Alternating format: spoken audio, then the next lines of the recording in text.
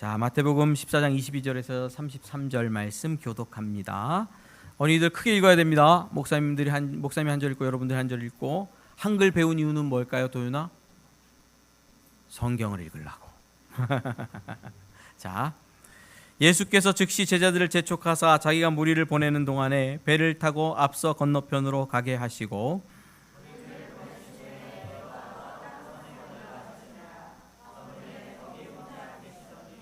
배가 이미 육지에서 술이나 떠나서 바람이 거스름으로 물결로 말미암아 고난을 당하더라.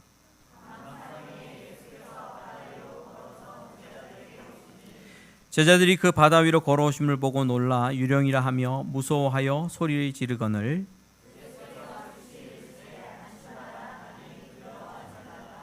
베드로가 대답하여 이르되 주여 만일 주님이시거든 나를 명하사 물 위로 오라 하소서 하니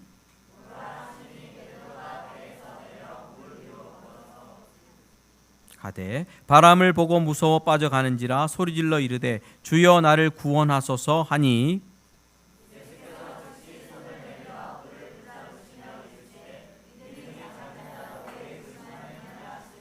배에 함께 오름에 바람이 그치는지라. 33절 함께 읽습니다.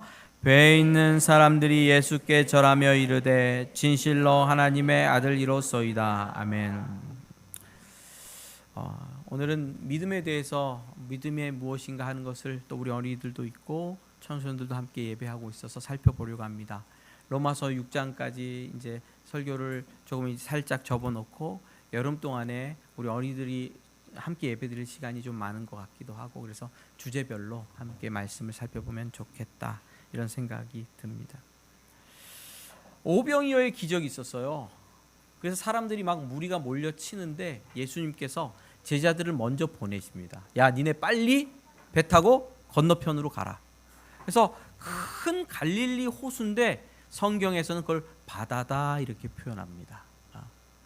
그 큰 호수를 배 타고 제자들은 건너가고 예수님은 어떻게 하셨냐면 예수님께서는 따로 기도하러 산으로 올라가셨습니다. 산으로. 혼자 산 기도하러 가신 거예요. 그렇죠? 산에 올라가서 예수님께서는 하나님 앞에 간구하고 기도하시고 지금 제자들은 배 타고 바다를 건너가고 있어요. 그런데 한 3시, 4시, 5시 요쯤 됐을 그때에 새벽 바람이 막 심하게 부니까 제자들이 암만 노를 져도 배가 앞으로 나가지 않는 거예요. 라이딩을 해본 사람 압니다. 제일 무서운 게 바람이에요.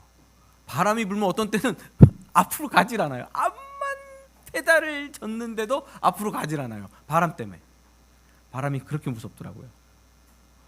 노를 져도 바다 위에서 앞으로 가지 않고 파도는 높아지고 배는 울렁거리고 제자들은 기진맥진 죽을 위기에 처해 있어요.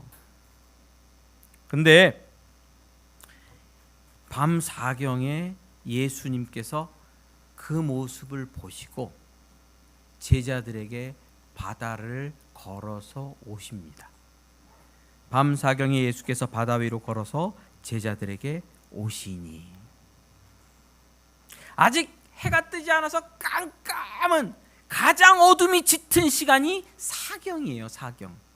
1경은 6시에서 9시 유대인 시간이에요. 2경은 9시에서 12시 3경은 12시에서 3시 4경은 4경을 헤매는 시간 3시에서 6시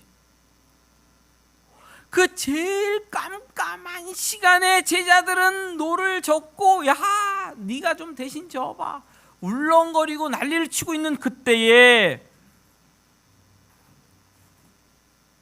멀리 보니까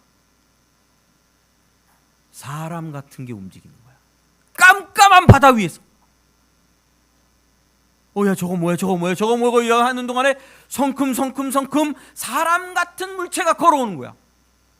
제자들이 으아 놀랐어요. 소리 질렀어요. 유령이구나. 귀신이구나. 소리 질렀어요. 귀신이다. 그 소리를 듣고 예수님께서 즉시라고 제자들이 놀랄까 봐 즉시 안심하라. 나니 안심하라. 얘들아 놀라지 마. 나야 나. 즉시 대답하십니다. 혼자 기도하러 가셨다가 예수님께서 산 위에서 무엇을 보셨냐면 이미 제자들이 바다 위에서 물결로 인하여 고난당하고 있는 것을 보셨습니다. 마가복음은 똑같은 내용에서 이렇게 표현합니다. 6장 47, 48절 저물매 배는 바다 가운데 있고 예수께서는 홀로 무태 계시다가 바람이 거스름으로 제자들이 힘겹게 노 젓는 것을 보시고 밤 사경쯤에 바다 위로 걸어서 그들에게 오사 지나가려 하시매. 기도하시다가 산에서 뭐를 봤어요? 제자들이 고난당하는 것을 이미 봤어요. 아유 안 되겠다 저놈들 사경을 헤매고 있구나. 내가 가서 도와줘야지. 그리고 바다를 걸어서 오신 거예요. 주님께서는 어떤 분입니까? 수고하고 고난당하는 제자들을 가만 놔두지 않고 오셔서 보호해 주시는 분이에요. 이때 잘 보세요. 제자들 기도했습니까?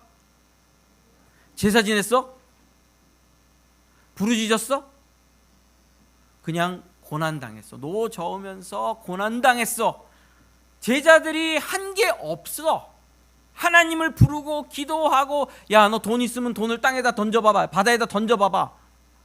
용왕신이 도와줄 줄 몰라. 그렇게 종교적인 일을 한 것도 아니야. 근데 누가 봤어?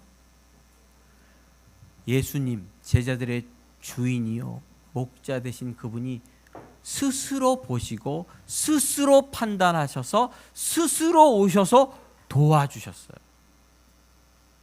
예수님 좋은 분이십니다. 여러분은 예수님의 양떼입니다. 믿으십니까? 고난당하고 어려운 일 당할 때 주님께서 도와주십니다. 믿으십시오. 때때로 내가 꼭 기도해야 도와주는 거 아니야? 나 기도 못했는데 어떡하지? 아닙니다.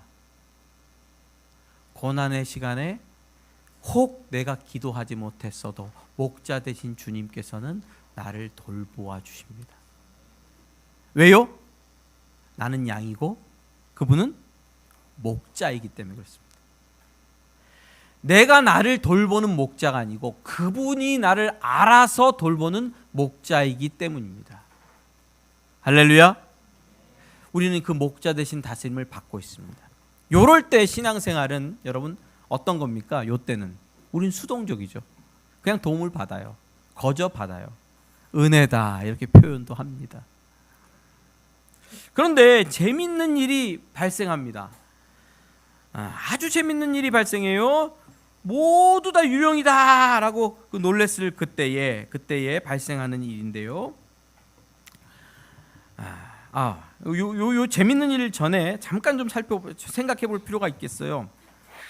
제자들이 유령이라고 그러고 놀랐습니까? 안 놀랐습니까? 예수님 보고 놀랐죠. 자, 제자들이 놀란 이유는 뭘까요? 차마 사람이 물 위를 걸어서 오리라고는 생각을 안 했기 때문에 그래요. 안 했기 때문에. 어떻게 이런 일이 일어날 수 있을지 몰랐기 때문에 놀라는 겁니다. 제자들은 사람입니다. 그리고 생각보다 똑똑해요. 바보가 아니에요. 사람이 물 위를 걸을 수 있다고 생각을 안 해요. 못 해요. 자기 경험 속에서 물에 들어가면 사람은 물에 뜨지 않고 빠진다라고 알고 있어요.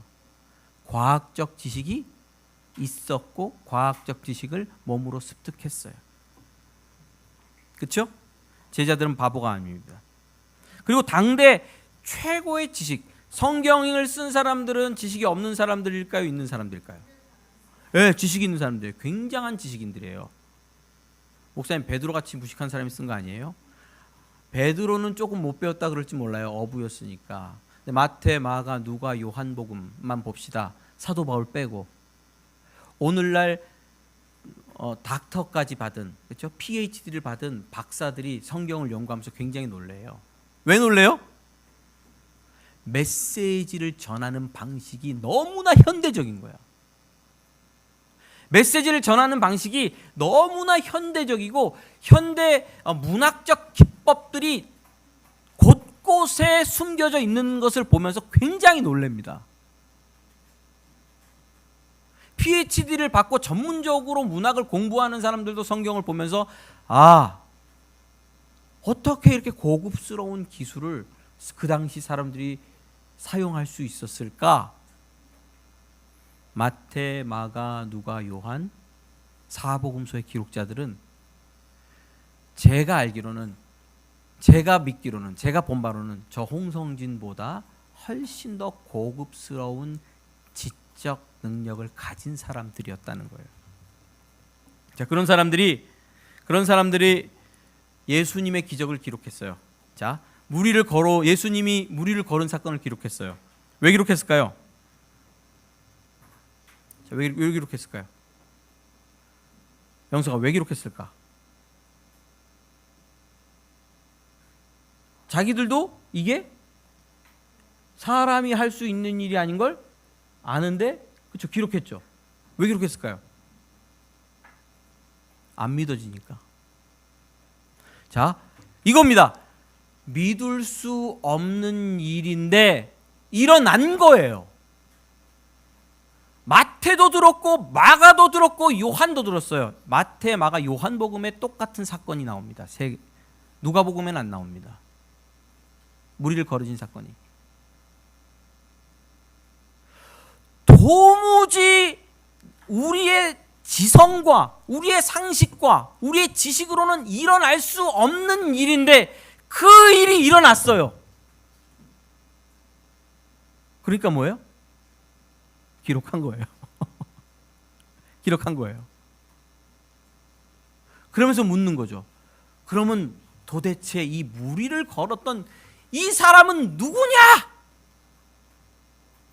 누구길래 우리의 지성의 한계를 뛰어넘는 일을, 우리의 과학적 지식, 물리적으로는 할 수 없는, 우리의 물리 배웠지? 물리 배운 그 지식으로는 이해할 수 없는 일을 행하는, 초월하는 이 사람은 도대체 누구냐?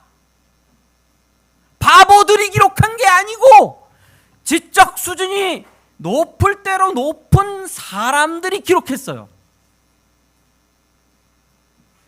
믿을 수 없는 일이니까. 근데 그 일이 일어났거든. 기록한 거예요. 여러분, 이런 일들 앞에서 우리는 물어야 됩니다. 제가 마태복음 주석을 읽고 있는데 어디서 네덜란드에서 박사 받으셨나? 그리고 옥스포드에서 또 무슨 박사를 받으셨나? 굉장히 공부를 진짜 많이 하시면 서울대 나오시고 총신대학원 나오시고 네덜란드 가서, 그리고 너무 또 유명하니까 다른 유수한 대학에서 오라 해서 연구도 하시고 하신 분이에요. 근데 그의 주석에 부활에 대해서 얘기하면서 예수님 이 기독교 안에서 죽었다 살아난 일을 다 기록한, 찾아서 언제 누가 죽었다 살아나고, 언제 어디서 죽었다 살아나고, 언제 어디서 죽었다 살아나고, 죽었다 살아난 일을 기록했어요. 학문적인 주석에, 학문적 주석에. 마가복음 전공하신 분이고 이 성경 이 사본 전공하신 분이거든요. 갑자기 지금 성함이 생각이 안 나요. 제가 요즘 죽겠어요. 검사해봐야 되겠어요. 자꾸 잊어버려요. 학문적 주석에 죽었다 살아난 사건을 언급해요. 왜? 과학적으로 상식적으로 설명할 수 없지만 뭐니까? 역사적 사실이니까. 역사적 사실도 부인할 수 없는 거니까. 여러분, 이럴 때 물어야 되죠? 그냥 기록자들이 잘못된 정보를 오해하거나 조작해서 예수 그리스도에 대해서 하나님의 아들로 몰아붙였다라고 해버리면 안 됩니다. 안 됩니다. 역사적 사료를 대하는 태도가 아닙니다. 아주 부정적인 사람들이나 그런 태도를 갖습니다. 결코 서양의 역사학자들, 주류 역사학자들은 그런 태도를 갖지 않습니다. 가질 수가 없습니다. 왜냐하면 증거들이 너무 확실하기 때문에.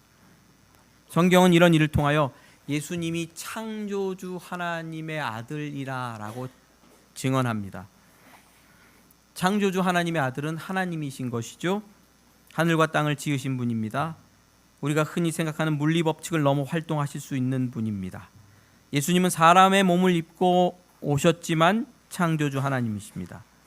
그는 물리 법칙을 넘어 활동할 수 있는 초월적인 하나님이십니다. 그렇게 믿습니다. 이 본문을 읽으면서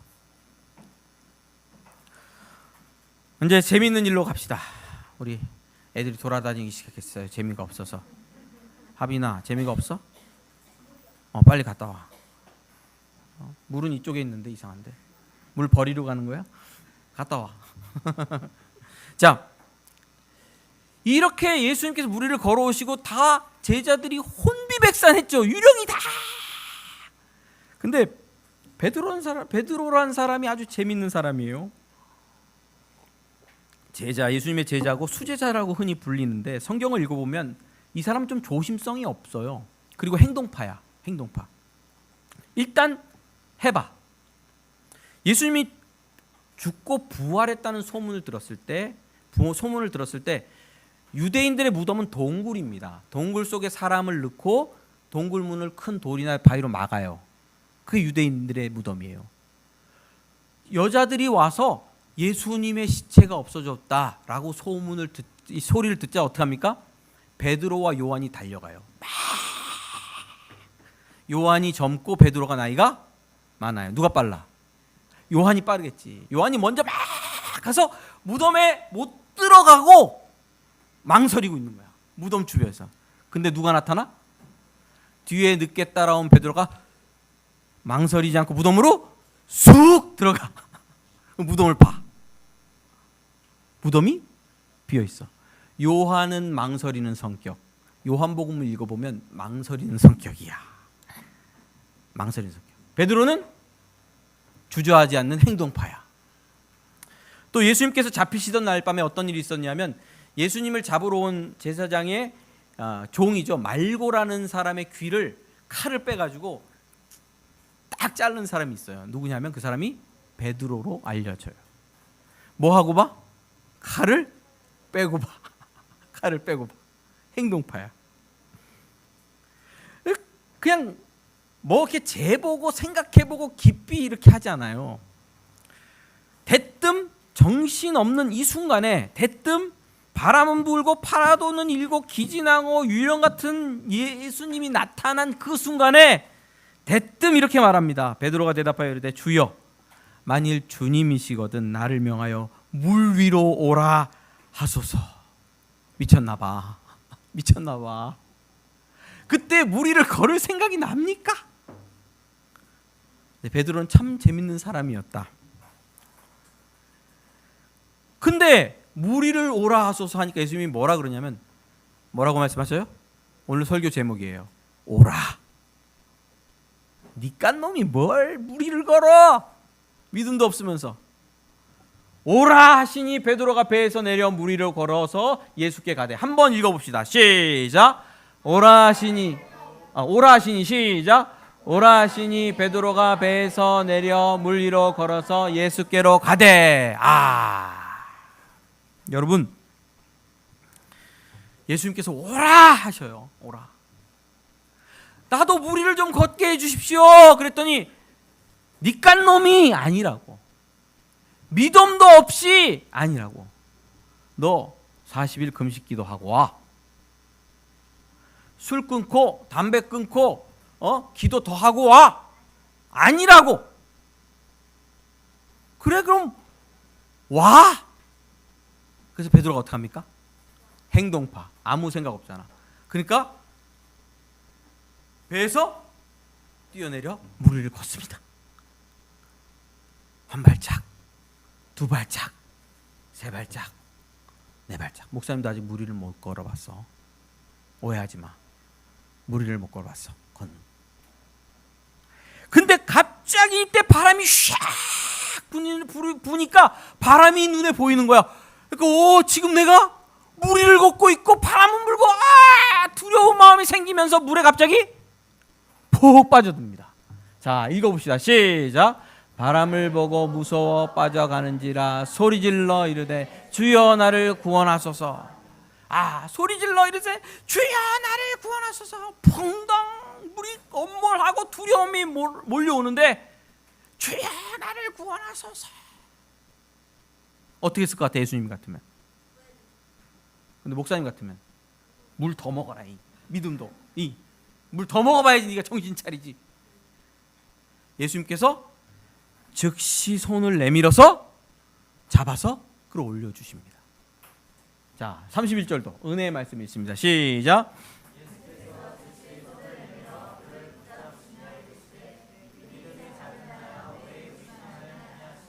믿음이 작은 자여 왜 의심하느냐. 믿음이 작다는 건 믿음이 조그맣다는 게 아니고 믿음이 없다는 뜻이에요. 예? 믿음이 없다 이런 뜻이에요. 예수께서 즉시 손을 내밀어 그를 붙잡으시며 이르시되 믿음이 작은 자여 왜 의심하느냐. 나 같으면 안 잡아줘. 물 좀 먹을 때까지. 다 죽어서 죽을 때까지 떨어올 때까지 기다리다가 제자들한테 꺼내라. 꺼내가지고 물 토해나게 하고 네가 믿음이 없었지? 혼을 좀 내고 그럴 텐데 예수님은 즉시 또 잡아주셔. 그래서 베드로를 데리고 들어갔다 하는 겁니다. 여러분 성경 읽어보면 재밌는 내용이 참 많이 있습니다. 저 어렸을 때 출애굽 얘기 읽으면 그렇게 재밌고 특별히 다윗 성경을 읽으면 사무엘상하 역대상하 막 다윗가나 읽으면 막 삼국 찌르는 것 같아. 그 막 전쟁의 역사들을 막 보면서 삼국 찌르는 느낌이었어. 재밌어. 재밌는 내용인데요. 매력적인 이야기가 성경에 차고 넘치죠. 근데 오늘 이 부분은 순종과 믿음이 무엇인가 하는 것에 대해서 조금 살펴볼 수 있는 구절입니다. 목사님은 지금까지 우리 교회를 시작하면서 수동적인 관점의 믿음에 대해서 주로 설교를 해왔어요. 하나님이 믿음을 줘야 된다. 내 맘대로 내 힘대로 내 맘대로 믿는 것은 아니다. 이런 거죠. 하나님께서 보여주셔야 믿는다. 그런 메시지를 전해왔어요. 그런데 오늘 성경이 전하는 진리는 반대 방향의 내용도 섞여 있어요. 무작정 해보면 믿음이라는 것이 생긴다. 어느 정도 해보면 믿음이라는 것이 생긴다. 도전해보면 그것이 오히려 더 깊은 확신으로 우리를 인도한다. 자, 베드로 뭘 도전했죠? 주님이시면 나를 명하여 물 위를 걷게 하십시오. 해본 거야. 다른 제자들은 함께 제자들이 있었으나 베드로만 물었고 베드로만 해봤어. 믿음이 적어서 물에 빠졌을지 모르지만 그래도 몇 걸음인지 모르지만 물 위를 걸었어. 누구와 함께? 주님과 함께. 주님과 함께 물 위를 걸었던 사람은 오직 한 사람 베드로뿐이 없어요. 12명의 제자 중에. 왜 그런 경험을 했어요? 해봤어요. 믿음은 적었지. 믿음은 거의 없었지. 그래도 도전해봤어요. 그랬더니 되더라. 내가 따라다니는 예수님은 단순한 랍비요 선생이 아니요 창조주 하나님의 아들이더라. 내 인생을 물 위를 걷게 하시는 참 하나님이시더라 하는 것을 걸어 본 사람은 경험하는 거예요.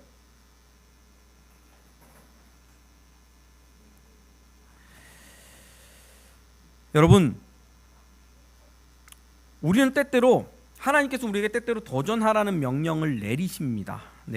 우리와 함께 하시는 주님의 손을 붙들고 도전할 때 그러니까 도무지 할 수 없었던 일을 때때로 이루어내는 경우가 있어요. 그러면 뭘 믿게 되죠? 하나님은 이렇게까지 우리를 인도하시고 이루시는 분이구나라는 것을 믿게 됩니다. 저는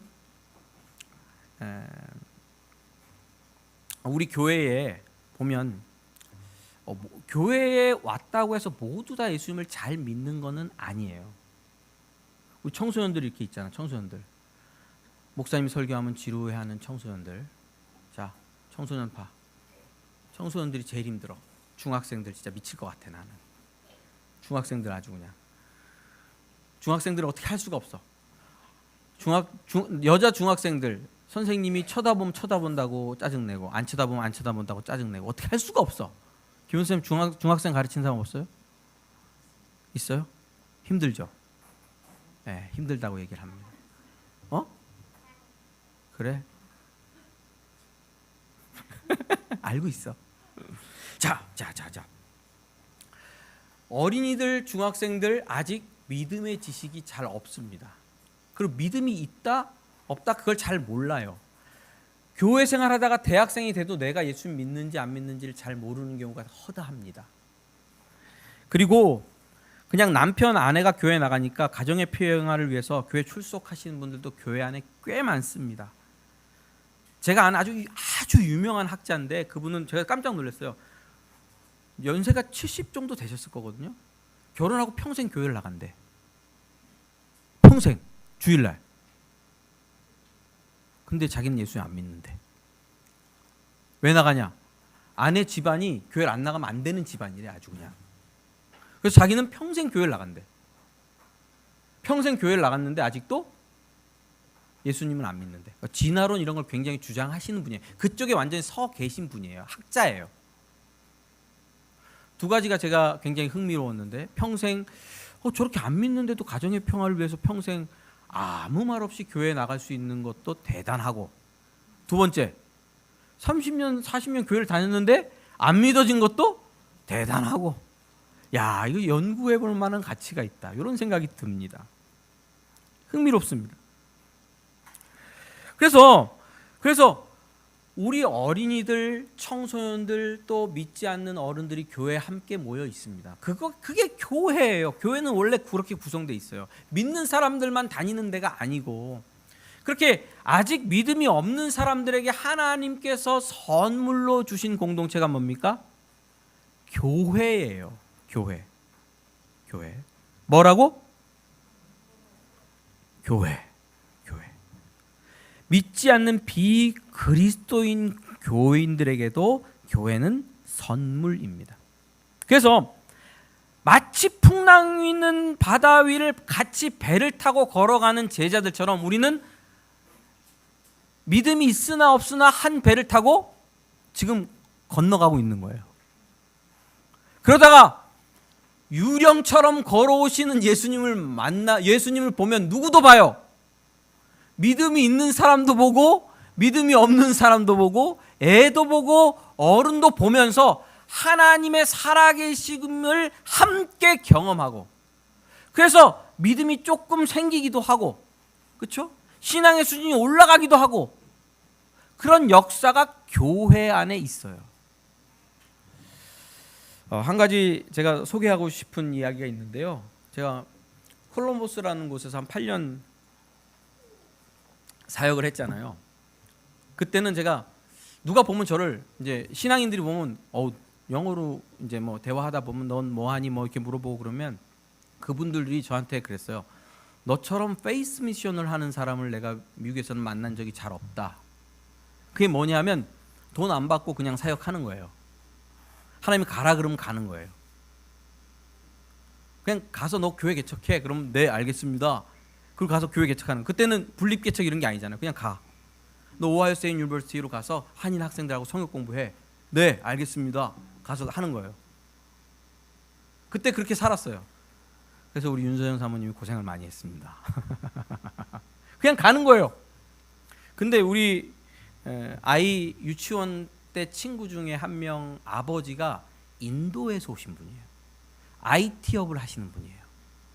근데 나를 만나서 이런 얘기를 듣더니 나한테 나 너한테 좀 헌금을 하고 싶다는 거야. 나 너처럼 페이스 미션을 하는 이 목사님을 미국에서 본 적이 없어. 그래서 기다려봐. 그러더니 직접 체크를 300불, 수표를 300불을 딱 끊어서 한 2번 정도 제가 받았어요. 주는 거예요. 근데 왜 300불은 뭐지? 얼마지 요즘?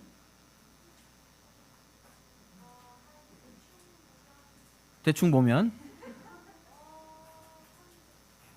36만 원, 37만 원? 그 정도 되겠지.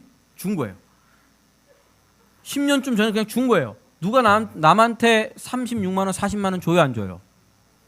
그러면서 하는 얘기가 있어요. 뭐냐면 우리 아버지도 페이스 미션을 하셨어, 인도에서.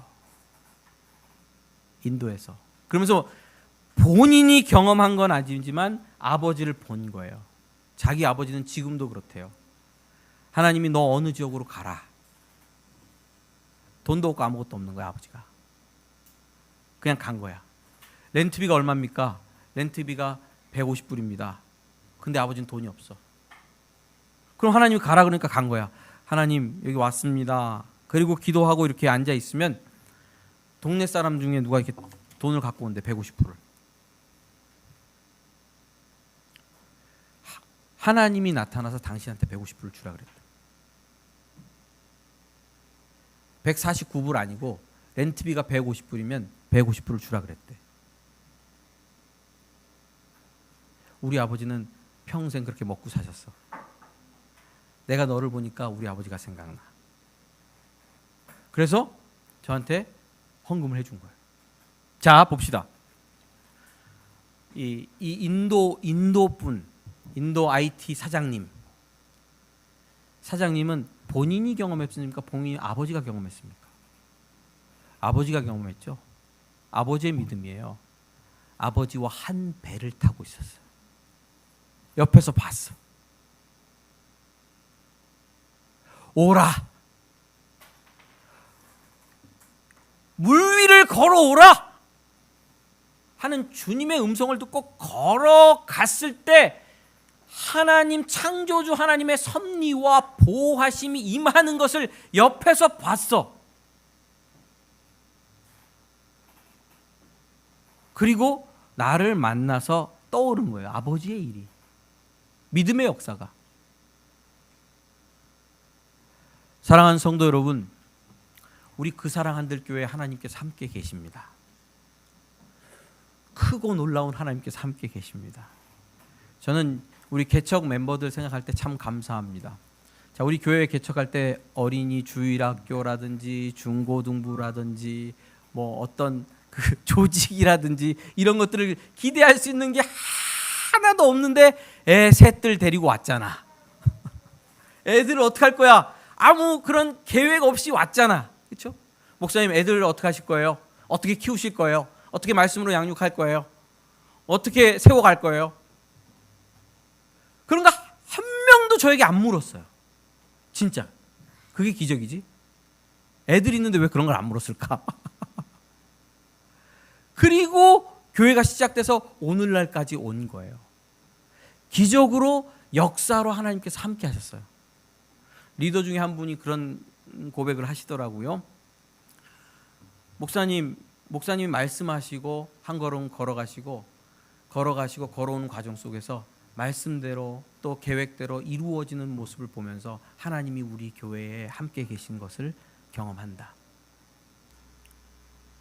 여러분, 우리 아기들 있죠? 하윤이가 제일 어린데 하윤이부터 시작해서 제일 연세든 노인들까지 우리는 한 배를 타고 있습니다.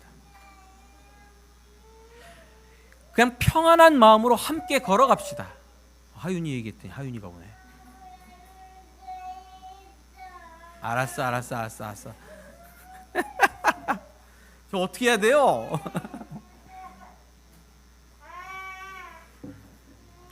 한 배를 타고 걸어갈 때 함께 고난도에 처하기도 하고 고난 가운데 건져내시는 주님을 경험하면서 우리 어린이들, 우리 청소년들, 또 비그리스도인들 신자들이 예수님을 보고 믿는 구원의 역사가 나타나게 될 것입니다. 기쁜 마음으로 함께 걸어갑시다. 걸어가면 걸어갈수록 크고 놀라운 주님의 섭리를 경험하면 할수록 더 깊은 믿음, 더 고급스러운 믿음의 자리로 우리는 나아가게 될 것입니다. 우리 교회를 통하여, 자 들으세요. 우리 교회를 통하여 어린이들 선교가 일어나게 될 줄 믿습니다. 우리 교회를 통하여 청소년들이 새롭게 될 줄 믿습니다. 우리 교회를 통해 청년들이 열방을 품는 놀라운 기적이 나타나게 될 줄 믿습니다. 우리 교회를 통해 온 세대가 축복을 누리게 될 겁니다. 믿음의 축복을. 베드로처럼 물 위를 걷는 역사를 믿음으로 맛보게 될 겁니다. 주님께서 함께 하실 줄 믿고요. 감사드리며 우리 기도하겠습니다.